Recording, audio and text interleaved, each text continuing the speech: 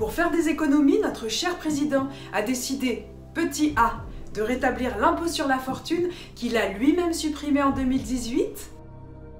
Petit b, de taxer davantage les GAFA. Petit c, de diminuer les allocations chômage. Ou petit d, de diminuer son propre salaire qui est de 19 331 € par mois, soit 20 fois le salaire minimum. Ben, J'hésite entre l'ISF et les GAFA, vu que c'est là qu'il y a l'argent. Petit indice, n'oubliez pas que nous allons vers un système complètement injuste et que c'est toujours les mêmes qui sont sacrifiés. Ah bah oui, c'est vrai, j'avais oublié. Alors, la réponse est gagné!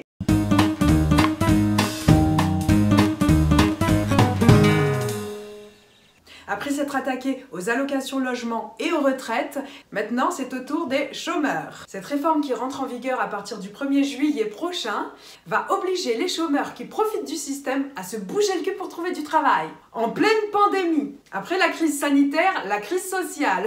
On n'est pas à une crise près? Ça promet une ambiance de folie.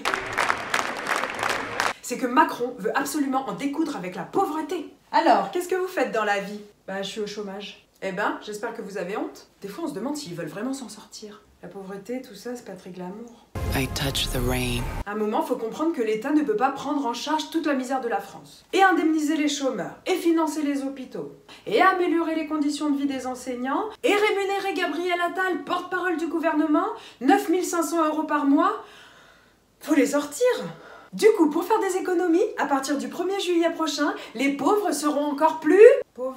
Gagné! L'association Agir Ensemble contre le chômage a déclaré « Derrière toutes ces réformes, il y a des conséquences humaines très graves.